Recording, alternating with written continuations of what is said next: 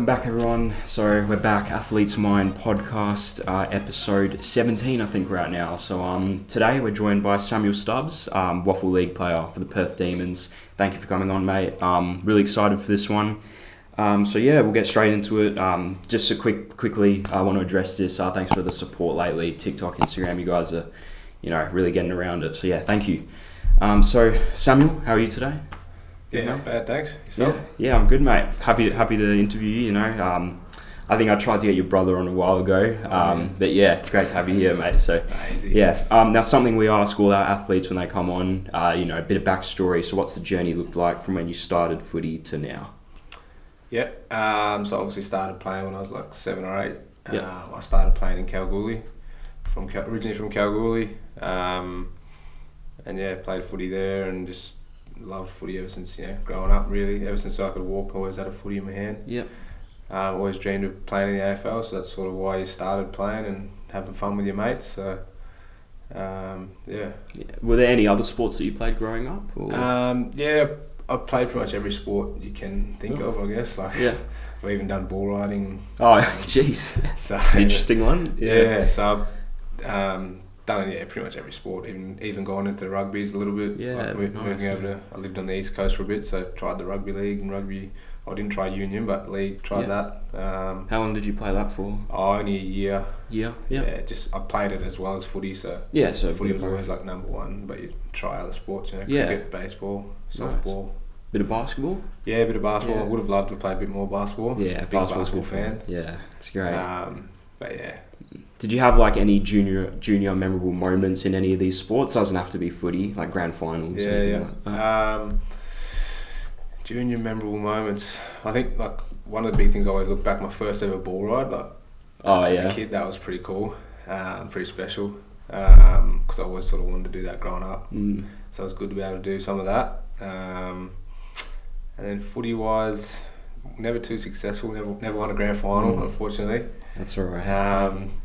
But had some great, fun along the way. So, yeah, like maybe like playing with your mates probably. Yeah, that'd probably be up there, or being able to kick a little goal from the boundary or something, and all the boys, all your mates get around you. So yeah, it's good fun. Now you currently play for Perth in league. So how has your experience been in the league, maybe compared to a Colts reserve sort of level?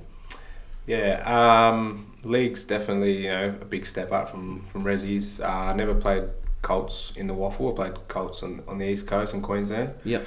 And yeah, the difference is the league level's a lot faster and seems a lot more professional, and the ball just pings around, and I really enjoy it. How do you think that compares from the jump from reserves to league? Is it a big jump or? I think so. I think you can be an alright player at reserves level, and then get an opportunity at league level, and it makes you a better player. Not for everyone, but just because the skill level of everyone else around you sort of brings you up, and helps you out in that sense. So. Once you sort of get an opportunity at league level, if you're able to sort of take that opportunity, all the players around you are a lot better than the reserve level, so they can even lift your game to the next level as well. So, how did you actually get into the Perth system playing footy? That's a good question. So I'm originally, I should be Subi. Oh, Subi's my zone. Yeah, I love Subi. That's my team I go for. So coming from Kalgoorlie, Subi's our zone. But I moved to Queensland when I was 13. So we lived over there, and that was moving out. Didn't really know at the time. I'd done a little bit with Subi, as in development and stuff like that. A couple of good mates play for Subi now. Used to go to school with Ryan Borchardt and Jacob Miller used to be there. But yeah, so that's, and then I went to Queensland, and then when I was coming back to WA, I wanted to play waffle footy. So got in contact with a couple of clubs, spoke to East Perth. Subi were going real good at the time, so I was like, I'm probably not going to get a look at Subi. So I spoke with East Perth, and then Perth was the last minute. I just happened. East Perth actually didn't. They were supposed to have a phone call or something, and they didn't answer. And my cousin was at Perth, and he's like, "I'll give them a call." So I gave him a call, and then they got me down. And East Perth missed out then. And then pretty much Perth were real keen, and I was like, "All right, sweet." So Yeah, right. Yeah. Now, this is sort of an interesting question that I want to know. How is it playing and training with Chris Main? Because I know him from a student-teacher perspective because he teaches at my school. How is he like as a player or a person? Yeah, I think he's a great teammate. Real easy to talk to. He loves the coaching side of it, so he's always trying to improve, get people to improve. Probably coming from the AFL. Definitely, and then also his teaching skills. He's able to use that on the footy field. He's been a great asset for the club. He's not going to be around next year, I don't think. But Yeah. But this year was great, and he's just a good bloke. Yeah, learning from him as well. Yeah. Now going into more stats side of things, your best game was against Peel, with 22 disposals and 4 goals. What sort of sets that game apart from some of the other ones, do you think? I remember that was early in the year. I missed the first couple of rounds with injury. Came back against Swans a week before, and I played a lot deeper. And the following week, I knew I had to get up to the ground now. So my injury the first week I was just getting back into it, and then the second one against Peel, I was like, let's get up the ground, get running, get mobile, and we were able to get a bit more of the ball forward, which was good. Didn't happen as much towards the end of the year, but that's all right. The ball coming forward a bit, and we were getting some good looks as a team, so that's what pretty much helped me a lot, and we ended up winning the game by 1 point. So I think that played a big part, but also I was just I knew I had to have a good game, and I knew there was some certain people watching and things like that, so I had to try perform, everything I could. So that was a good game. Do you think Perth might look better next year, or maybe over the coming years? Yeah, hoping so. Yeah. We've just had a big change of coaching staff and a few changes around the club, so hopefully we're on the up. Yeah, that'll be interesting to see where you guys go. Yeah, your coaches and stuff. Now, with you currently holding your position in league, where do you sort of hope to see yourself in the next few years? It doesn't even have to be footy; it can just be life in general. Footy-wise, I hope to be in the AFL. That's of course. It's a dream. It's a dream. Yeah. If you're not working towards that, then don't know why you're sort of playing, I guess. Well, from my point of view, anyways. Just want to play at the highest level you can. Yeah. And then outside of footy, not too sure.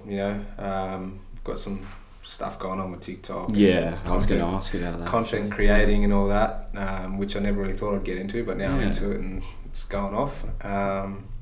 So maybe expanding on that, bit of my own business stuff. Would love to run some footy clinics and we're starting up our own clothing brand. So nice, yeah.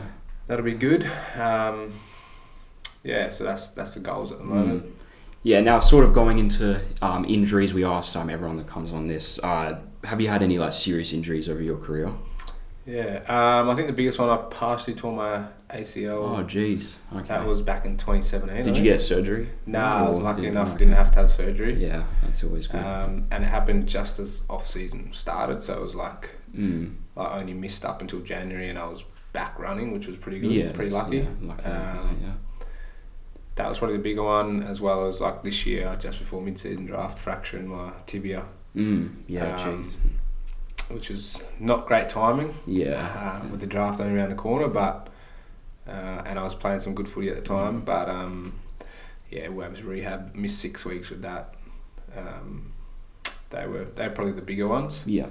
Because I think when you go through an injury, it can be very frustrating, especially you mentioned timing around that when you did your fibia.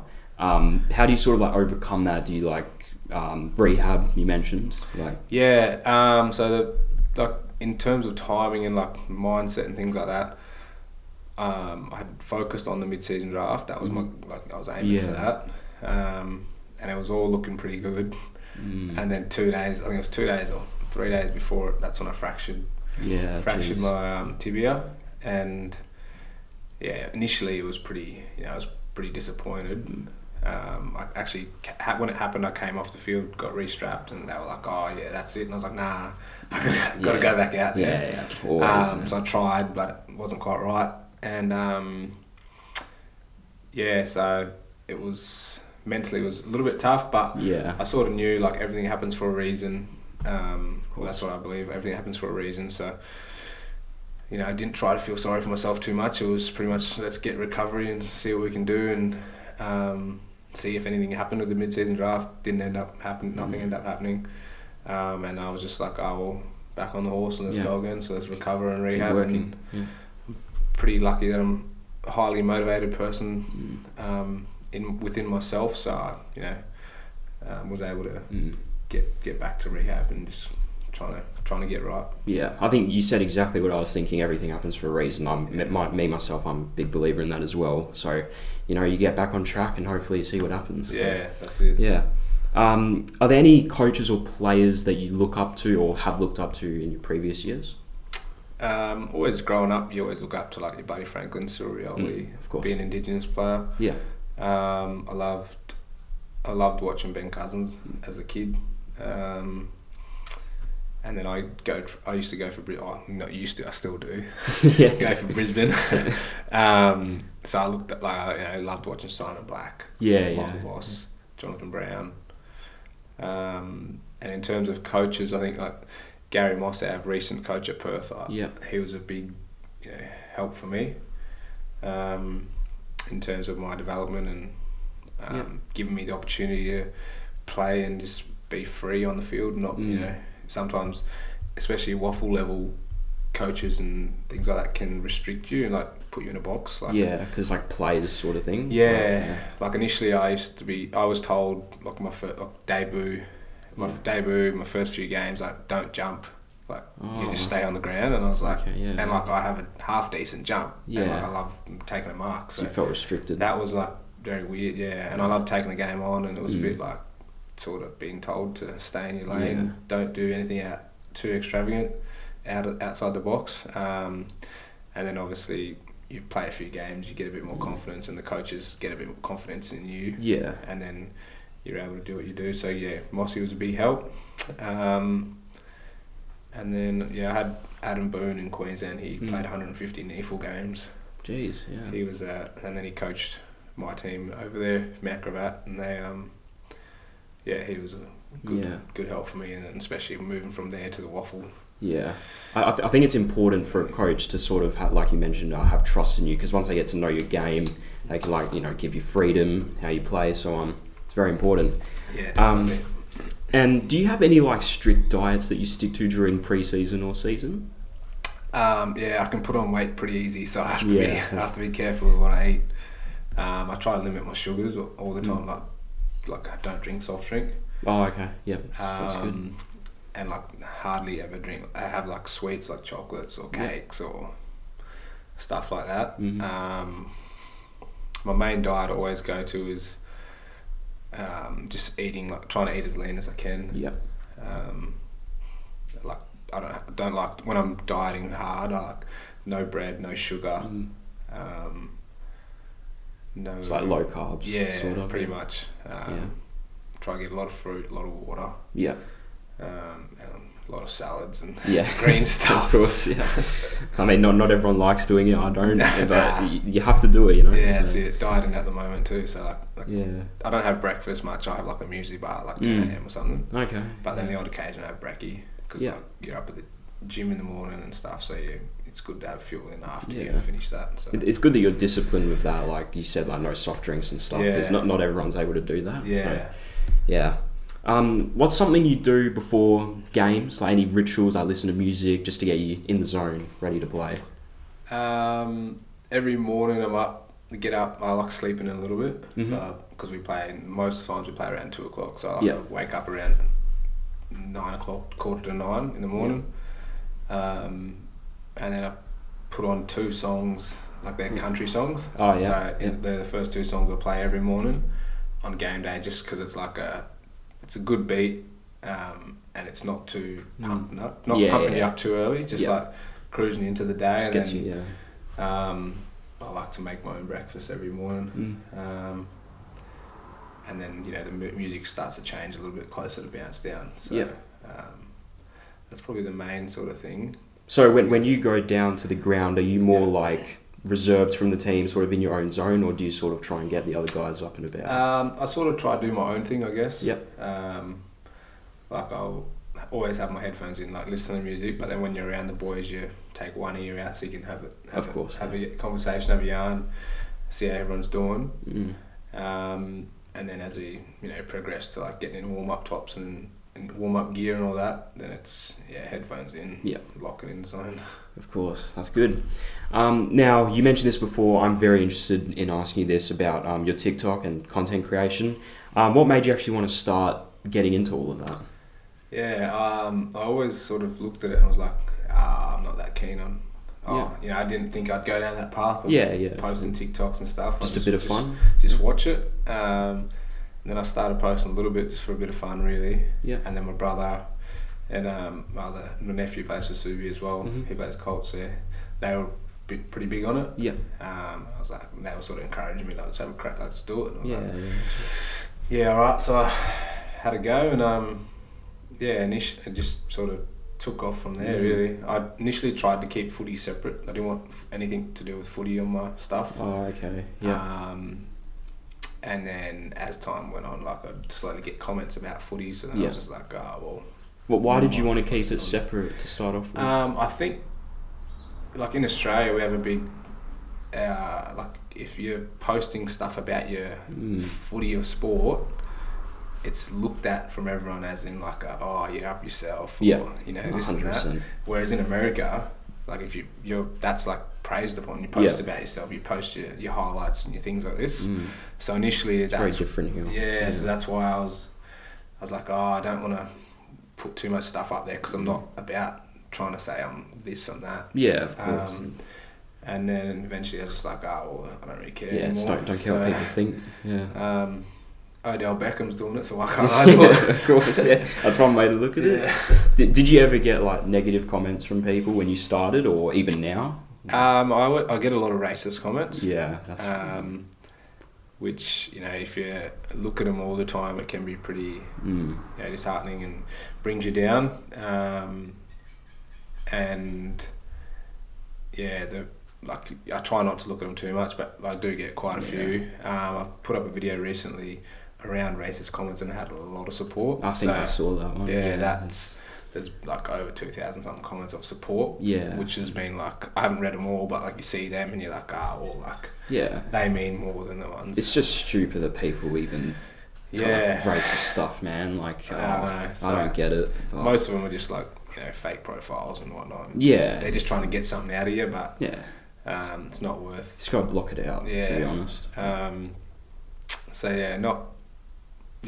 don't try to. They want me to bite back in a bad way, and I'm not about that. So ignore it.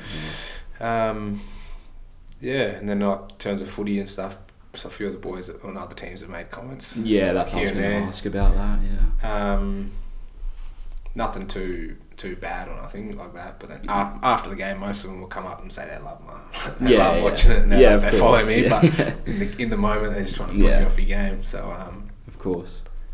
Yeah. Well, it's good to hear that they come up to you after and say that they enjoy it. Yeah. So, and I'm sure the positive comments probably help with the negativity as well. Like, definitely. You probably get like messages and stuff and comments. I get a lot of messages and that. And like a lot of them around support and saying thanks and this and that. And they all add up and make the they overwrite the negative comments. So now you touched on this earlier, going on to your brother Ben. So how is it having Ben do similar content? I think you mentioned your nephew as well. Does that sort of like help motivate you, and do you push each other in content? Yeah, a little bit. It's a little bit of like competition around followers. Oh, okay. Like that. It's pretty close at the moment. Yeah, isn't it? It is close. Yeah. There was a bit of a gap, but Ben's catching up. So there's a little bit of competition around like posting and stuff like that, and then we're always sort of, if someone has an idea and like one of us can jump in and help out with it, we're always on to doing that, which is good. So like we do motivate each other a bit with that, which is Very good. Very good to have. Yeah. And yeah, it's just, you know, a bit of competition. We all live together, so a bit of competition at home, bit of fun, always trying to jump in each other's stuff, and you know, it only helps. It's a bit like collaboration, stuff like that. So it's just a bit of banter as well. So, so that's good. But no, it's about who you surround yourself with as well. I think, like, you know, having that, it just push you more, to be honest. But definitely, I think like we're always on about, not so much with the TikTok side of stuff, but just like life in general. Whoever you, like, people you surround yourself with, people you're close with, like you're all sort of, if you're all sort of working towards the same thing, got the same goals, ideas and stuff, then it's only going to help you. It makes it a lot easier. If you got you know, mates or close friends and stuff who are straying away doing other things, it takes you away from where you want to go. Now outside of Ben, has like your family played a big influence in your career in footy, like with supporting you? They have. Dad's probably like, he's missed a few games, but that's because I'm playing in Perth and he lives in Queensland, flies back and forth to Kalgoorlie for work and stuff, but like quite often he'll get up, because we have a station 2 hours out of Cal. And he'll get up in the morning, drive 8 hours to Perth just to get here to watch a game. Commitment. So like, you know, that's when seeing him do that, it's pretty special. So it's showing how much he cares and like loves to watch us play, me and my brothers.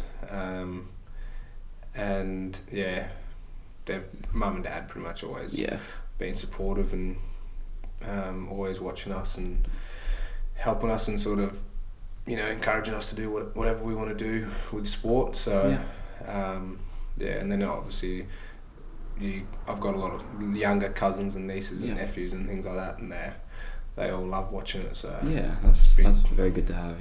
Probably people looking up to you as well, having younger cousins. So so they all, you know, if I can try my best and show them that, you know, you can keep trying and playing at a high level as long as you can, then you might encourage them to do it one day. So exactly.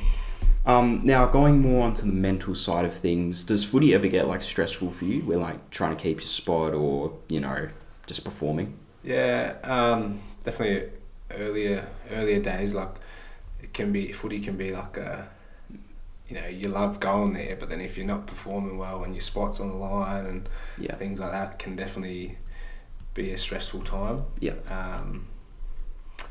And especially like when you're in and out of the team, I've been pretty lucky that I've been able to sort of keep my spot mostly at Perth. But I know in previous years gone by at different clubs and stuff growing up, it doesn't always work like that. And there's definitely tough times. And I played down in Victoria for a year, and that was probably one of the toughest things, or in terms of like mind and stress and mental health, because like I went down there for footy and I was working on the side, and then work ended up and like I went there because I love footy, and then while I was there, work ended up becoming what I love doing, and footy was like the stressful thing. So that's interesting. Which was a big challenge, but like helped me grow and sort of see see a different side of things, and not everything's just about footy, but I think because a lot of people that I've spoken to on this podcast say that they like to have a bit of an outlet from when they do get stressed, whether that's hanging out with friends or, you know, maybe even another sport for a bit of fun. Do you have anything like that you like to do? I mean, maybe content creation might be one. It's pretty, like in the waffle, I know, and like especially trying to like push for the draft at the moment, or the last 2 years, I've been like, pretty much everything I do is for footy, or everything's done on footy. So I guess like any little escape I get would be like, being able to go to the beach with some mates or something and just hang out, and most of them are footy mates anyway, so footy's always some sort of topic of conversation. But I do love getting, whenever I can, get back to Queensland, and the weather over there and the beaches and stuff like that is so good. So that's probably something I get to do, but I probably only get to do that 1 to 2 times a year. Yeah, so I'd probably say mates. Like just being around mates is like in Perth is probably my biggest thing. Mates or my brothers. I think you got to have a balance, or try to have a balance between like footy and. I know it's hard because like you're always surrounded by footy, which isn't a bad thing. But when it does get stressful, just take a step back. You know. Yeah, definitely. It's always good to have something there that you're able to, take your mind off it if you need that. Do you have like any advice for young footballers trying to play at a high level? Any advice? I'd say, dream big, and work hard. Like, if you always should have big goals. A lot of little goals along the way, but set your goals big so then you can try to achieve it. Like, don't think nothing's impossible. Like, always try to achieve biggest thing possible. So like with anything you do, really, not just footy. But work hard and make sure you have fun, because footy's all about fun. Yeah. At the end of the day, that's most important. Yeah. So if you're not having fun playing footy, then it's probably not going to be good for your mental health, not going to be good for your life, so it's not worth doing it. But make sure you're always trying to have fun. Exactly, well said. Now, just before you go, something we ask everyone. We've had a few different answers, but if you could be any athlete in the world, past or present, who would it be and why? It can be any sport, doesn't have to be footy. Any athlete in the world? Yeah, a lot of people say, the NBA players, NFL, there's quite a few in there. But, I'd probably say, like, everyone, you'd love to be Michael Jordan, I think. Of course, he'd be the top one. Yeah. He'd just, MJ is a GOAT, so. Well, you mentioned Odell Beckham before, I think. Yeah, what about him? Yeah, I wouldn't be mine, Odell. He's got a bit of swagger about him. Yeah. He's pretty good, but I'll say someone a bit more out of the box. I'll go probably NBA player as well, but Damian Lillard, I reckon. Oh, okay. Yeah, so you Trailblazers fan? And Dame's my favourite player, so got his shirt on right here. Oh, yeah? No, you know what time it is. I rate that. I'll say Dame, just because, he's a legend. He works hard. And, not jumping around championship, trying to chase a championship. He's trying to build it himself. So I respect that about him, because a lot of players don't do that. Yeah. Hop on the bandwagon, go to Lakers or whatever, and try and get a championship. So he's he's all about trying to stay at the one place, which is good. And his deep shooting is insane. Yeah, it's next level. I think we've wrapped everything up there. So thank you for coming on. Really appreciate it. Had a good chat. Go and follow Samuel on his socials. Go and check out his TikTok if you haven't seen it already. This will be on Spotify as well. Check out the Instagram, the TikTok. Appreciate all your support. And I'll see you guys in the next episode. Thank you.